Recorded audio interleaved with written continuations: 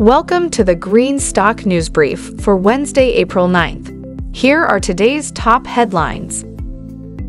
Redwire and ispace have signed a memorandum of understanding to collaborate on NASA's commercial lunar payload services missions and other lunar exploration efforts, leveraging ispace's advanced Apex lunar lander.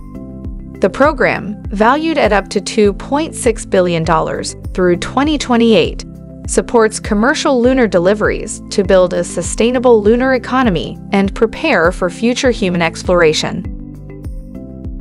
Enphase Energy has launched its IQ Battery 5P with FlexPhase in Poland, an all-in-one AC-coupled system that supports both single-phase and three-phase applications for flexible home energy needs.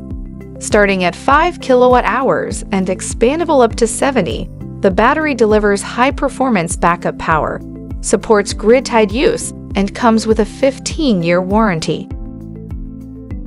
ECARX has integrated intelligent cockpit, driving, and parking capabilities into its new Antora 1000 central computing platform.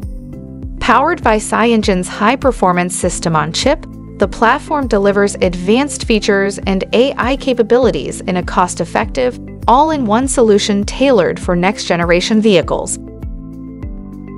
Dragonfly has been selected as the primary unmanned aircraft system provider by Balco Technologies, following successful integration of Balco's LiDAR systems with Dragonfly's Commander and Apex drones. Under their new agreement, Balco will distribute Dragonfly products across North America, with initial customer orders already placed and one delivery completed in Q1.